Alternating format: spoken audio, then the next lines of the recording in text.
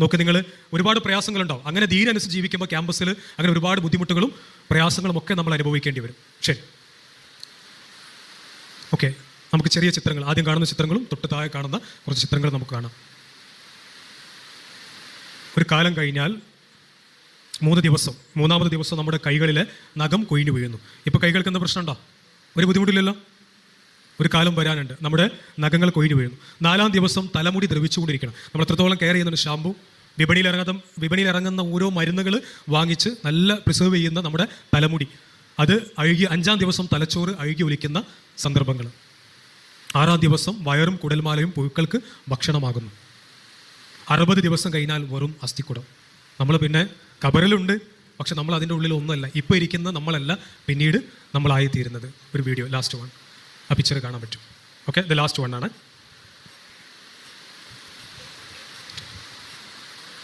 ഇതൊരു മുന്നറിയിപ്പും നമുക്കൊരു ചിന്തകൾക്കും വേണ്ടിയിട്ട് ഒരു വീഡിയോ കാണാം. നമ്മൾ കാണാത്ത ചില ലോകങ്ങളുണ്ട്. സ്വർഗത്തെക്കുറിച്ച് പറയുമ്പോൾ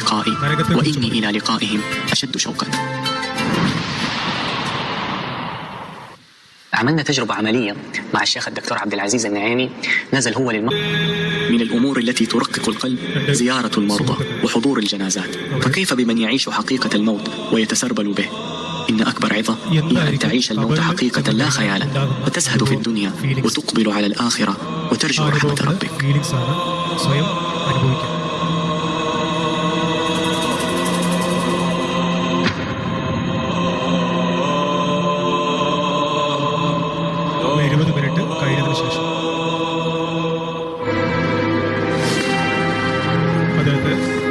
താൽക്കാലികമായി ഉണ്ടാക്കിയ കബറിൽ എഴുന്നേൽപ്പിക്കും.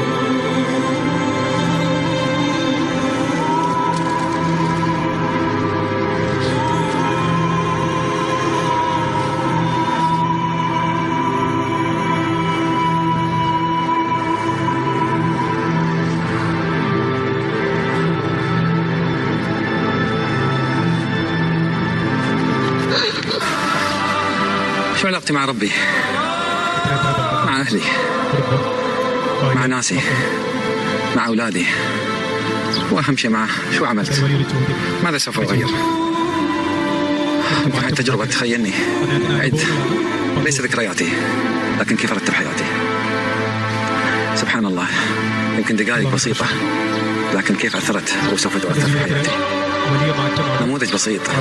احنا كثير نخاف من الموت، لكن الموت هو جزء بسيط من بداية رحلة الآخرة.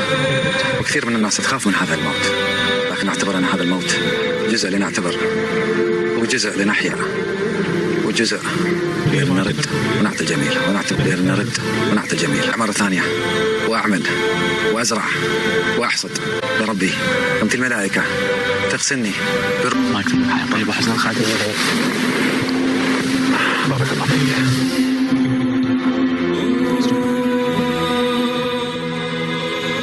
പ്രിയപ്പെട്ട കുട്ടികളെ, അവസാനിപ്പിക്കുകയാണ്. ഒരു 20 മിനിറ്റ് നേരം കബറിൽ കിടന്ന സമയത്ത് അദ്ദേഹത്തിന് ഉണ്ടായിട്ടുള്ള മാറ്റങ്ങളാണ് ജീവിതത്തിൽ. നമ്മൾ 1000 തവണ, ഒരുപാട് തവണ പ്രഭാഷണങ്ങൾ കേൾക്കുന്നു, വിശുദ്ധ ഖുർആൻ വായിക്കുന്നു, ഒരുപാട് പരിപാടികൾ പങ്കെടുക്കുന്നു, ഒരുപാട് കാര്യങ്ങൾ കേൾക്കുന്നു. എന്ത് മാറ്റമാണ് നമ്മുടെ ജീവിതത്തിൽ ഉണ്ടായിട്ടുള്ളത്? കുറച്ചൊക്കെ സമയങ്ങൾ മാറ്റി വെച്ചിട്ട് ഒരു യഥാർത്ഥ ലോകത്തേക്ക് മാറി വരാനുള്ള മനസ്സ് നമ്മൾ ഉണ്ടാക്കിയെടുക്കണം. അതിന് ഹൈസക്ക് ഇതൊരു വലിയ സഹായകമാകട്ടെ എന്ന് പ്രാർത്ഥിച്ചുകൊണ്ട് സാറ് അവസാനിപ്പിക്കുകയാണ്. ഇത്രയും നേരം കേട്ടിരുന്ന എൻ്റെ പ്രിയപ്പെട്ട മക്കൾക്ക്, കുട്ടികൾക്ക് എല്ലാവിധ നന്ദിയും. നാളെ ജന്നാത്തുൽ ഫിർദൗസിൽ ഒരുമിച്ച് കൂടാനുള്ള തൗഫീഖ് റബ്ബ് സുബ്ഹാനഹു വ തആല നമുക്ക് പ്രദാനം ചെയ്യുമാറാകട്ടെ. അല്പം സാങ്കേതിക തടസ്സങ്ങൾ ഉണ്ടായിട്ടുണ്ട്, നിങ്ങളോട് ക്ഷമ ചോദിക്കുകയാണ്. നമ്മളെ ഇങ്ങോട്ട് പറഞ്ഞയച്ച നമ്മുടെ രക്ഷിതാക്കൾ, സംഘാടകർ, അവർക്ക് വേണ്ടി പ്രാർത്ഥിക്കാൻ നിങ്ങൾ മറക്കരുത്. അള്ളാഹു അവർക്ക് സ്വർഗ്ഗം നൽകി അനുഗ്രഹിക്കുമാറാകട്ടെ. അസ്സലാമു അലൈക്കും വറഹ്മത്തുള്ളാഹി വബറകാതുഹു.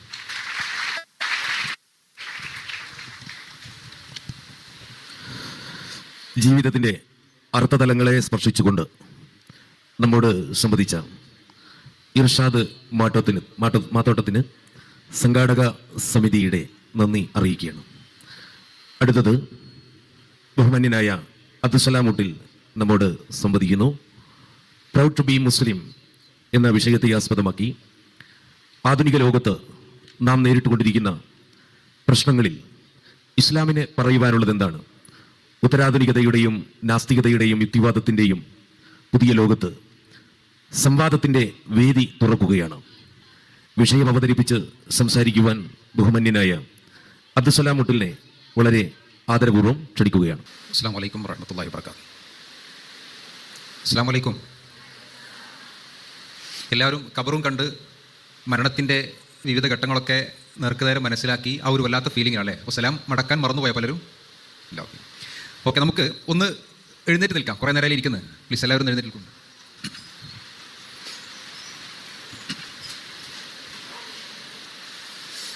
ഓക്കെ, ഇരുന്നോളൂ.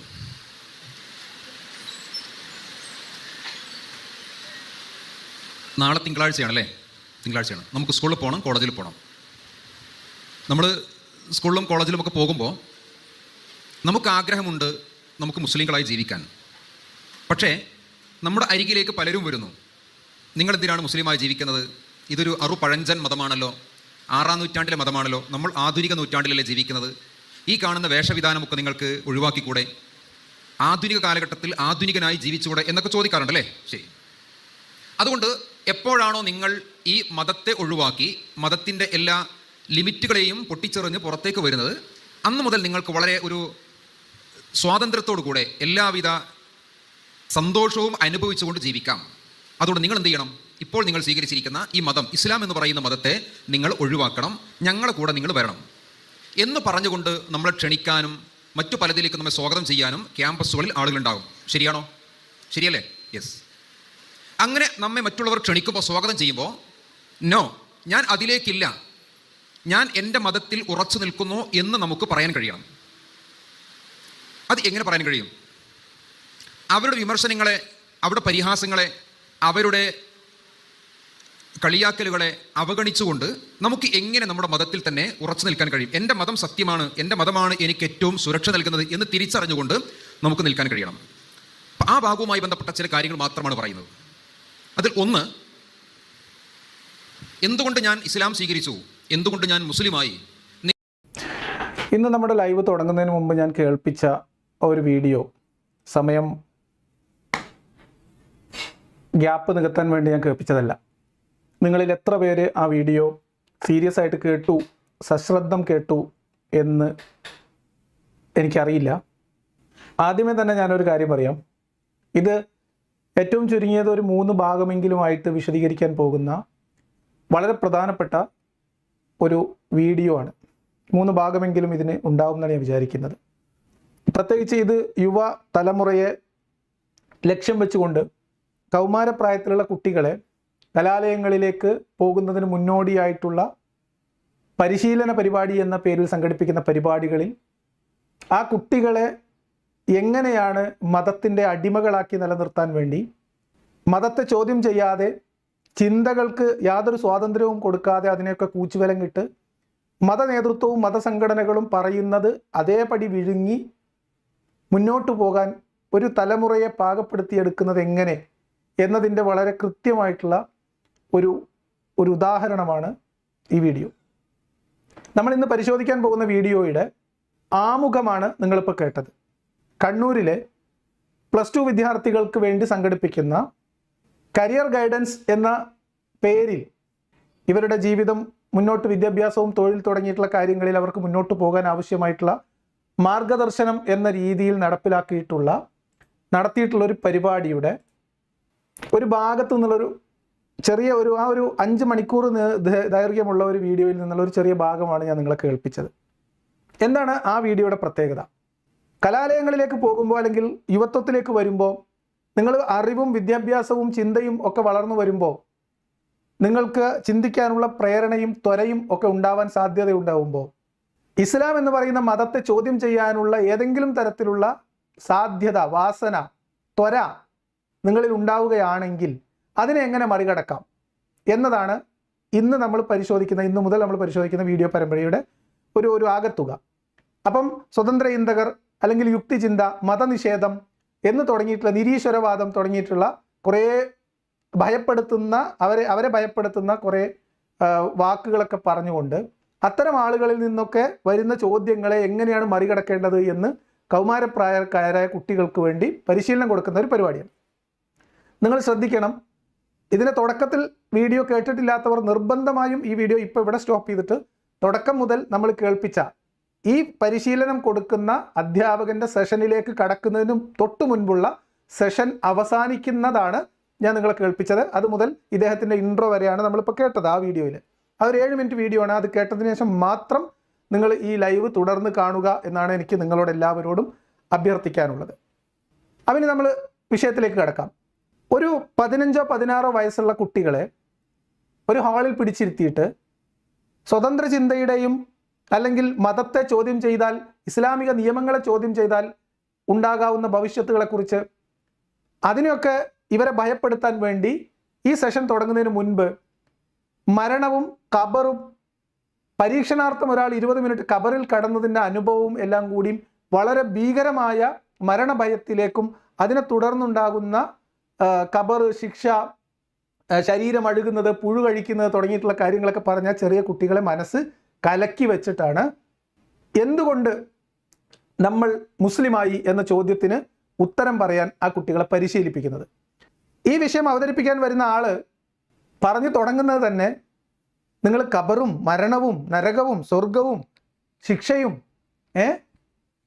അതൊക്കെ കണ്ട് നിങ്ങളാകെ ഭയന്നിരിക്കുകയാണോ, നിങ്ങളാകെ ബേജാറായിട്ടിരിക്കുകയാണോ, ഞാൻ സലാം പറഞ്ഞപ്പോൾ പോലും നിങ്ങൾ സലാം പറയാൻ മറന്നുപോയോ, അത്രയും ഭീതിതമായിട്ടുള്ള ഒരു അവസ്ഥയിലേക്ക് ആദ്യം കുട്ടികളെ കൊണ്ടെത്തിച്ചു. അത് കഴിഞ്ഞിട്ടാണ് ഇനി proud to B a Muslim എന്ന ക്യാമ്പയിൻ്റെ ഭാഗമായിട്ട് ഇവിടെ MSM ആണെന്ന് തോന്നുന്നു അതിൻ്റെ ഉപജ്ഞാതാക്കൾ, നമ്മൾ MM അക്ബറൊക്കെ അതിനുവേണ്ടി വലിയ സംഭാവനകൾ കൊടുത്തിട്ടുണ്ട്. അപ്പോൾ അതുമായി ബന്ധപ്പെട്ട് പരിപാടിയിലേക്ക് പിന്നെ അദ്ദേഹം കടക്കുകയാണ്. അപ്പോൾ ആ വീഡിയോയിലേക്ക് നമ്മളിനി പോവുകയാണ്. ഇത് വളരെ ഗൗരവതരമായ ഒരു വിഷയമാണ്. പക്ഷെ പറഞ്ഞു പോകുമ്പോൾ അതിനകത്ത് ഒരുപാട് തമാശകൾ ഉണ്ടാകും. അതൊക്കെ നിങ്ങൾ അതിൻ്റേതായ രീതിയിൽ മനസ്സിലാക്കുക, തമാശകൾ ആസ്വദിക്കുകയും വിഷയത്തിൻ്റെ ഗൗരവം ചോർന്നു പോകാതെ ആ കാര്യങ്ങൾ ശ്രദ്ധിക്കുകയും ചെയ്യുക എന്നാണ് എനിക്ക് എല്ലാവരോടും പറയാനുള്ളത്. ഈ വീഡിയോ കേരളത്തിൽ നിലവിൽ ഉള്ള എല്ലാ കൗമാരപ്രായക്കാരായ കുട്ടികൾക്കും യുവത്വത്തിലുള്ള കുട്ടികൾക്കും proud to B a Muslim എന്ന ക്യാമ്പയിൻ്റെ ഭാഗമാവാൻ ആഗ്രഹിക്കുന്നവർക്കും അല്ലാത്തവർക്കുമായിട്ടുള്ള സകല വിശ്വാസികൾക്കുമായിട്ടാണ് ഈ വീഡിയോ സമർപ്പിക്കുന്നത്. എന്തുകൊണ്ട് ഞാൻ മുസ്ലിം ആകുന്നതിലുള്ള അഭിമാനബോധം, ഇതുവഴി ഇസ്ലാമികേതരമായ പ്രത്യയശാസ്ത്രങ്ങളിലേക്ക് ചിന്ത മാറിപ്പോകാനുള്ള സാധ്യതകളെ തടയുക എന്ന ലക്ഷ്യമാണ് ഈ പരിപാടിക്ക് ഉള്ളത്. അപ്പോൾ നമുക്ക് ആ വിഷയത്തിലേക്ക് കടക്കാം. നമ്മുടെ അരികിലേക്ക് പലരും വരുന്നു. നിങ്ങളെന്തിനാണ് മുസ്ലിമായി ജീവിക്കുന്നത്? ഇതൊരു പഴഞ്ചൻ മതമാണല്ലോ, 6-ാം നൂറ്റാണ്ടിലെ മതമാണല്ലോ, നമ്മൾ ആധുനിക നൂറ്റാണ്ടിലല്ലേ ജീവിക്കുന്നത്, ഈ കാണുന്ന വേഷവിധാനമൊക്കെ നിങ്ങൾക്ക് ഒഴിവാക്കിക്കൂടെ, ആധുനിക കാലഘട്ടത്തിൽ ആധുനികനായി ജീവിച്ചുകൂടെ എന്നൊക്കെ ചോദിക്കാറുണ്ടല്ലേ? ശരി, ഉണ്ടോ? ഈ വീഡിയോ കാണുന്ന ആളുകൾ 10ാം ക്ലാസ്സിലോ 11ാം ക്ലാസ്സിലോ 12ാം ക്ലാസ്സിലോ ഒക്കെ പഠിക്കുന്ന കുട്ടികളെ വഴിയിൽ വെച്ച് കാണുമ്പോഴോ, സ്കൂളിൽ വെച്ചോ കോളേജിൽ വെച്ച് പഠിപ്പിക്കാൻ അധ്യാപകരായിട്ട് പോകുമ്പോഴോ, അതല്ലെങ്കിൽ മറ്റെന്തെങ്കിലും പരിപാടിയിൽ നിന്ന് ആ പ്രായത്തിലുള്ള ആളുകളെ കാണുമ്പോഴോ നിങ്ങൾ ആരെങ്കിലും എന്തുകൊണ്ടാണ് നിങ്ങൾ ഇസ്ലാമിൽ വിശ്വസിക്കുന്നത്, അതൊരു പഴയ മതമല്ലേ, നിങ്ങൾ എന്തിനാണ് ഈ വസ്ത്രമൊക്കെ ധരിക്കുന്നത്, അത് പഴഞ്ചനല്ലേ എന്ന് ചോദിച്ചിട്ടുണ്ടോ? എൻ്റെ അനുഭവത്തിലില്ലാത്തത് കൊണ്ടും എനിക്ക് അങ്ങനെ ചോദ്യം നേരിട്ട ഒരു കുട്ടിയെ അറിയാത്തത് കൊണ്ടും ഞാൻ ആരോടും ചോദിച്ചിട്ടില്ലാത്തത് കൊണ്ടും ആണ് എൻ്റെ ഈ ഒരു കൗതുകം ഈ കാര്യത്തിൽ. ഹയർ സെക്കൻഡറി പഠിക്കുന്ന കുട്ടികളെ കാണുന്നിടത്ത് തടഞ്ഞു നിർത്തി നിങ്ങൾ എന്തിനാണ് ഇസ്ലാമിൽ വിശ്വസിക്കുന്നത്, അതൊക്കെ വളരെ മോശമല്ലേ, അതൊക്കെ പഴയതല്ലേ, നിങ്ങൾ എന്തിനാണ് ഈ വസ്ത്രം ധരിക്കണം ആ വസ്ത്രം ധരിക്കുന്നത് എന്ന് തടഞ്ഞു നിർത്തി ചോദിക്കുന്നവർ ഉണ്ടോ? എനിക്കറിയില്ല. ഉണ്ടെങ്കിൽ അത് ശരിയല്ല. അങ്ങനെ ഇല്ല എന്നാണ് എൻ്റെ അറിവ്. അതെന്തായാലും ഒരു സ്വതന്ത്രചിന്താ പ്രവർത്തനമോ അതല്ലെങ്കിൽ ഏതെങ്കിലും തരത്തിലുള്ള ഒരു പുരോഗമന പ്രവർത്തനമോ അല്ല എന്നാണ് എൻ്റെ പക്ഷം. അതേസമയത്ത് കുട്ടികളുമായി സംവദിക്കാനുള്ള അവസരങ്ങൾ പൊതുവായിട്ടുള്ള വേദികളിൽ സംഭവിക്കുമ്പോൾ ചിലപ്പോൾ ചോദ്യം ചോദിക്കുക ഉത്തരം പറയുക ചെയ്യുന്നുണ്ടോ എന്നതിനെക്കുറിച്ചല്ല.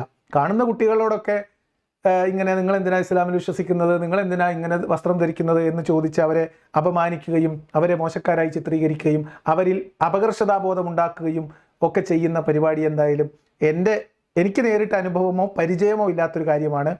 എന്തുകൊണ്ടാണ് ഇദ്ദേഹം ഇത് പറയുന്നതെന്ന് എനിക്ക് മനസ്സിലായില്ല. എന്ന് മാത്രമല്ല, ഇത് പറയുന്നത് 12ാം ക്ലാസ്സിൽ പഠിക്കുന്ന കുട്ടികളോടാണ്. ഇനി ഇവർ കോളേജുകളിലേക്ക് പോകാൻ പോവാണ്. അപ്പം നിങ്ങളിവിടെ +2 ഒക്കെ കഴിഞ്ഞ് കോളേജിലേക്ക് പോകുമ്പോൾ ആ കോളേജ് ക്യാമ്പസുകളിൽ നിങ്ങളെ കാത്തിരിക്കുന്നത് ഈ തരത്തിലുള്ള വലിയ ചോദ്യങ്ങളാണെന്നും ആ ചോദ്യങ്ങൾ കൊണ്ടുണ്ടാകുന്ന വലിയ അപകടങ്ങൾ എന്താണെന്നും ഇവരെ പറഞ്ഞ് പേടിപ്പിക്കാനാണ് ഇവർ ഉദ്ദേശിക്കുന്നത്. അതിൻ്റെ ഭാഗമായിട്ടാണ് ആദ്യം ഖബറും നരകവും മരണവും ഒക്കെ പറഞ്ഞവരെ ബേജാറാക്കി വെച്ചിട്ടുള്ളത്. അപ്പോൾ എന്തായാലും നമുക്ക് ഉറപ്പുള്ളൊരു കാര്യം പറയാം. 2ാം ക്ലാസ്സിലും 3ാം ക്ലാസ്സിലും ഒക്കെ പഠിക്കുന്ന കുട്ടികളുടെ പാഠപുസ്തകങ്ങളിൽ നിങ്ങളുടെ സുഹൃത്ത് ഇസ്ലാം സ്വീകരിക്കാൻ തയ്യാറായാൽ അവനോട് എന്ത് ഉപദേശം നൽകും എന്ന് പറഞ്ഞ് പുസ്തകം അച്ചടിക്കുകയും കൂടെ പഠിക്കുന്ന കുട്ടികളെ ഇസ്ലാമിലേക്ക് കൺവേർട്ട് ചെയ്യുന്നത് മതപരമായ ദൗത്യമാണെന്ന് 10ാം ക്ലാസ്സിലും 12ാം ക്ലാസ്സിലും എന്ന് വേണ്ട 4ലും 5ലും 6ലും പഠിക്കുന്ന കുട്ടികളുടെ തലച്ചോറിലേക്ക് കുത്തി നിറക്കുന്ന ഒരു പരിപാടി എന്തായാലും സ്വതന്ത്ര ഇന്ത്യ പ്രവർത്തനത്തിൻ്റെ പേരിൽ ഉണ്ടാവാൻ സാധ്യതയില്ല. അതിവിടെ നടന്നിട്ടുള്ളത് ആരാണെന്നും ചെയ്തിട്ടുള്ളത് ആരാണെന്നും മതപരമായ ബാധ്യതയായിട്ട് ആരുടെ പെടയിലാണ് വെച്ചിട്ടുള്ളത് എന്നും കുട്ടികളെ ചെറിയ പ്രായത്തിൽ കണ്ടീഷൻ ചെയ്യുന്നത് സ്വതന്ത്ര ഇന്ത്യയാണോ മതബോധനമാണോ എന്നും ഒക്കെ നിങ്ങളുടെ ചിന്തക്ക് ഞാൻ വിട്ടുതരാം. കേസിൽ കുടുങ്ങിയതും ഓസ്ട്രേലിയയിലേക്കുള്ള യാത്രാമധ്യേ അബദ്ധത്തിൽ ലാൻഡ് ചെയ്ത വിമാനത്തിൽ നിന്ന് തൂക്കിയെടുത്ത് ജയിലിലടച്ചതും പിന്നീട് അതിനെ ന്യായീകരിച്ച് മെഴുകിയതും പാഠപുസ്തകം പിൻവലിച്ചതും ഒക്കെ ആരായിരുന്നു എന്നുകൂടി ഈ സന്ദർഭത്തിൽ ഓർക്കുന്നത് വളരെ വളരെ നല്ലതായിരിക്കും. എന്തായാലും അദ്ദേഹം പറയട്ടെ. അതുകൊണ്ട് എപ്പോഴാണോ നിങ്ങൾ ഈ മതത്തെ ഒഴിവാക്കി മതത്തിൻ്റെ എല്ലാ ലിമിറ്റുകളെയും പൊട്ടിച്ചെറിഞ്ഞ് പുറത്തേക്ക് വരുന്നത്, അന്ന് മുതൽ നിങ്ങൾക്ക് വളരെ ഒരു സ്വാതന്ത്ര്യത്തോടു കൂടെ എല്ലാവിധ സന്തോഷവും അനുഭവിച്ചുകൊണ്ട് ജീവിക്കാം. അതുകൊണ്ട് നിങ്ങൾ എന്ത് ചെയ്യണം? ഇപ്പോൾ നിങ്ങൾ സ്വീകരിച്ചിരിക്കുന്ന ഈ മതം, ഇസ്ലാം എന്ന് പറയുന്ന മതത്തെ നിങ്ങൾ ഒഴിവാക്കണം, ഞങ്ങളുടെ കൂടെ നിങ്ങൾ വരണം എന്ന് പറഞ്ഞുകൊണ്ട് നമ്മളെ ക്ഷണിക്കാനും മറ്റു പലതിലേക്ക് നമ്മെ സ്വാഗതം ചെയ്യാനും ക്യാമ്പസുകളിൽ ആളുകളുണ്ടാകും. ശരിയാണോ? ശരിയല്ലേ? യെസ്. +2 പഠിക്കുന്ന കുട്ടികളോടാണ് ചോദിക്കുന്നത്, സ്കൂളിൽ പഠിക്കുന്ന കുട്ടികളോട് ചോദിക്കുകയാണ്, ഇങ്ങനെയൊക്കെ പറഞ്ഞ് നിങ്ങളെ ചാക്കിലാക്കാൻ നിങ്ങൾക്ക് സ്വാതന്ത്ര്യം കിട്ടും, നിങ്ങൾ ഈ മതം ഉപേക്ഷിക്കണം, നിങ്ങൾ ആ വസ്ത്രം ധരിക്കുന്നതും ശരിയല്ല എന്നൊക്കെ പറഞ്ഞ് പ്രലോഭിപ്പിക്കാനും ഇവരെ പറഞ്ഞ് വഴിതെറ്റിപ്പിക്കാനും ക്യാമ്പസുകളിൽ ആളുകളുണ്ടാവും. ശരിയല്ലേ?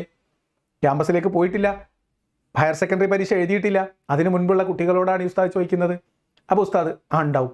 കാരണം ഉസ്താദാണല്ലോ, നാട് കണ്ട ആള്, ലോകം കണ്ട ആൾ ഉസ്താദാണ്. ഉസ്താദുമാർ പറയാണ് കോളേജിൽ ഇങ്ങനത്തെ ഒക്കെ ആൾക്കാർ സംഘങ്ങളുണ്ടാവും. അപ്പോൾ നമ്മളെന്ത് വിചാരിക്കും? കുട്ടികൾ ഉണ്ടാവും. അപ്പോൾ ശരിയല്ലേ? ശരിയാണ്. ഉസ്താദ് കണ്ടാണ് അങ്ങനത്തെ കുട്ടികളെ.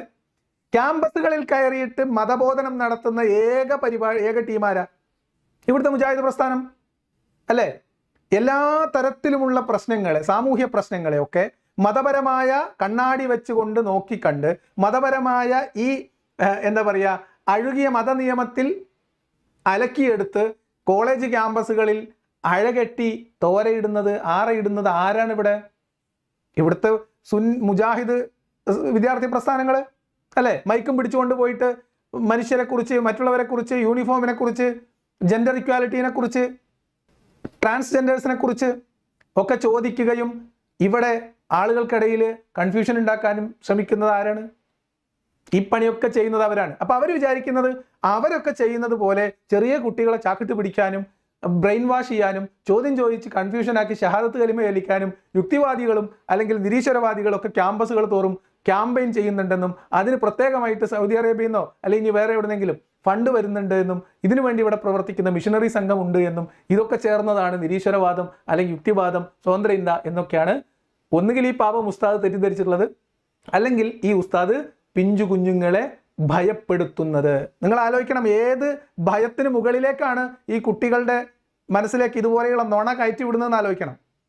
ഖബറിൻ്റെയും മരിച്ചു കഴിഞ്ഞാൽ ഒരു മനുഷ്യൻ്റെ ശരീരഭാഗങ്ങൾ അഴുകുന്നതിനെക്കുറിച്ചും വിഷ്വലൈസ് ചെയ്ത് കുട്ടികളെ പറഞ്ഞു പേടിപ്പിച്ച് ഒരു ഭാഗത്ത് 2 നില വീടും അതിന് താഴെ മണ്ണിൻ്റെ ഖബറും കാണിച്ച് കുട്ടികളെ പരുവപ്പെടുത്തിയെടുത്ത് ഖബറിൽ കിടക്കുന്നതിൻ്റെ ഭയാനകത മനസ്സിലാക്കാൻ വേണ്ടി 20 മിനിറ്റ് കൃത്രിമമായി നിർമ്മിച്ചെടുത്ത ഖബറിൽ കിടന്ന് പുറത്തു വന്ന ഒരാൾ വലിയ ബാക്ക്ഗ്രൗണ്ട് സ്കോറോട് കൂടിയൊക്കെ ഭീതിതമായ രീതിയിൽ അനുഭവം പങ്കുവെക്കുകയൊക്കെ ചെയ്ത് കുട്ടികളിൽ മരണഭയം ജനിപ്പിച്ചു വെച്ചതിന് ശേഷം ആ മരണാനന്തരമുള്ള ജീവിതത്തിൽ ജയം വേണമെങ്കിൽ ഇസ്ലാമായി തന്നെ മരിക്കണം എന്ന് മദ്രസയിൽ നിന്ന് പഠിപ്പിച്ചു വെച്ച കുട്ടികളെ ഈ പരുവത്തിലാക്കിയിട്ട് കുട്ടികളോട് പറയാണ്, നിങ്ങൾ ക്യാമ്പസിലേക്ക് ചെല്ലുമ്പോൾ അവിടെ നിങ്ങളെ കാത്ത് ഇസ്ലാം മതത്തിൽ നിന്ന് നിങ്ങളെ പുറത്തു കടത്താൻ വേണ്ടി ആളുകൾ സംഘമായി പ്രബോധനം നടത്തുന്നുണ്ടാവും എന്ന് കുട്ടികളെ പറഞ്ഞ് പേടിപ്പിക്കാൻ.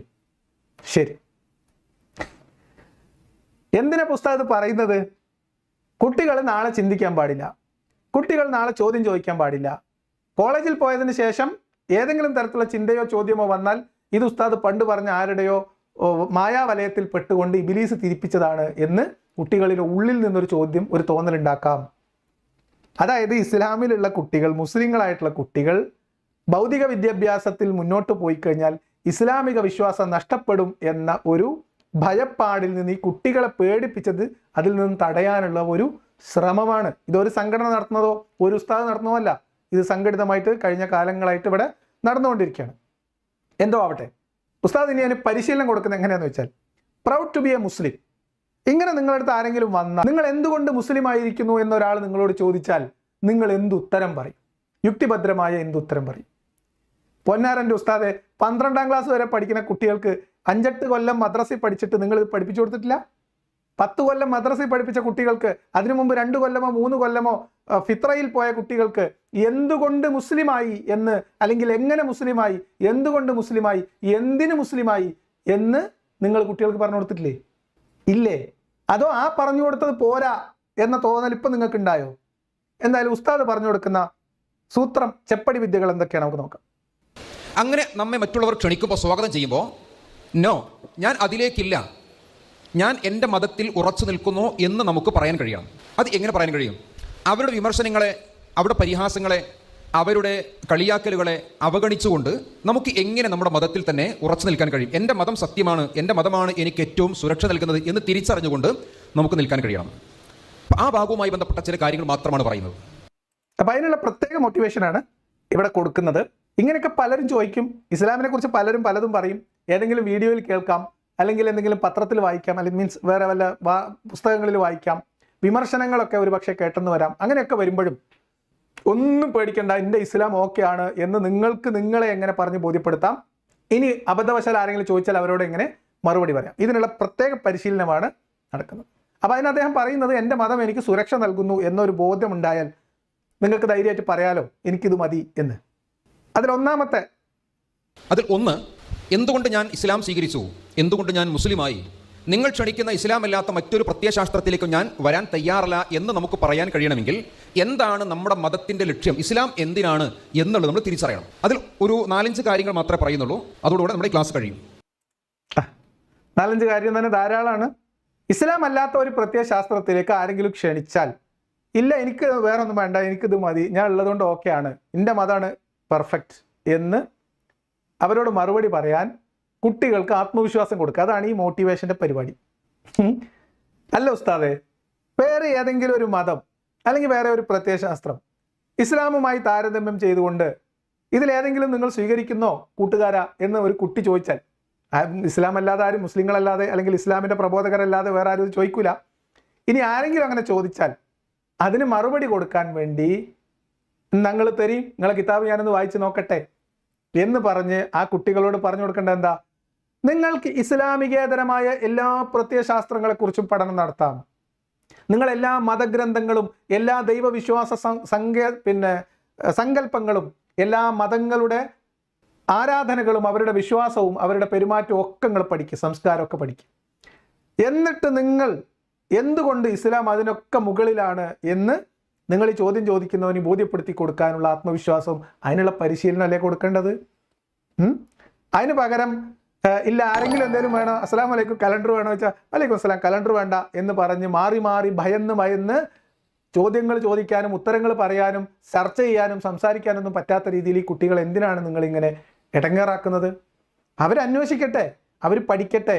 ഏറ്റവും മികച്ചത് ഇസ്ലാം തന്നെയാണല്ലോ, പിന്നെ എന്തെങ്കിലും ഒരു ബേജാറ്? നല്ലത് കയ്യിലുള്ള ആൾ ഇത് കളഞ്ഞിട്ട് വേറെ ഏതെങ്കിലും ഒരു മോശം സാധനത്തിലോട്ട് പോവുമോ? ഇല്ലല്ലോ. ആ ആത്മവിശ്വാസം നിങ്ങൾക്ക് എന്താണ് ഇല്ലാത്തത്?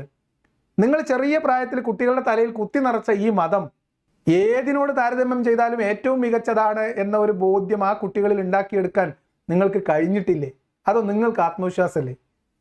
എന്താ നിങ്ങളെ പ്രശ്നം? ഒന്നാമത്തത്, നമ്മുടെ മതം എന്തിനാണ് നിൽക്കുന്നത് അറിയോ? ജീവൻ സംരക്ഷിക്കുക എന്നതാണ് മതത്തിൻ്റെ അടിസ്ഥാന ലക്ഷ്യം. ജീവന് വളരെയധികം പ്രാധാന്യം കൊടുത്തിരിക്കുന്നതാണ് നമ്മുടെ മതം. എന്താ ചെയ്യുക? ഈ ജീവന് വളരെയേറെ പ്രാധാന്യം കൊടുത്തുള്ള മതമാണ് നമ്മൾ ഇസ്ലാം എന്നൊക്കെ പറയുമ്പോൾ. അള്ളാഹ് ഖുർആനിൽ പറഞ്ഞാണ് എന്ത്?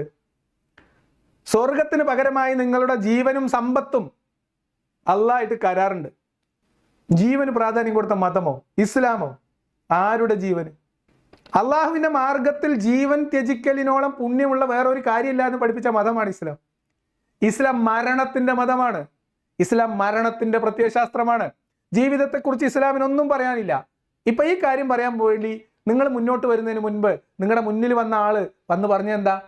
മരണം, ഖബർ, കണ്ണ്, മുടി കൊഴിയും, പുഴുക്കൾ വരും, അല്ലേ? അല്ലേ? അള്ളാഹ് ഖുർആനിൽ പറഞ്ഞെന്താ? അള്ളാഹുവിൻ്റെ മാർഗത്തിൽ ജീവനും ജീവിതവും സമ്പത്തും ചെലവഴിക്കുന്നതാണ്. ജീവൻ കളയുന്നത് തന്നെ ആരാധനയായിട്ട് പ്രഖ്യാപിച്ച മതത്തിൻ്റെ ആൾ എന്നിട്ട് കുട്ടികളോട് പറയാണ്, ഇങ്ങനെ നുണ പറയാൻ പറ്റുമോ? കുട്ടികളെ തെറ്റിദ്ധരിപ്പിക്കാൻ പറ്റുമോ? ഇസ്ലാം എന്ന് പറഞ്ഞാൽ ജീവന് വലിയ പ്രാധാന്യം കൊടുത്തിട്ടുള്ളതാണോ? ഇനി കൊടുത്തിട്ടുള്ള ജീവൻ തന്നെ ആരുടെ ജീവൻ? വിശ്വാസികളുടെ ജീവൻ അള്ള കൊടുത്ത വില പുല്ലുവിലയാണ്. മുഹമ്മദ് നബി കൊടുത്ത വില എന്താ? കൂടെ ഉണ്ടായിരുന്നവരുടെ ജീവന്.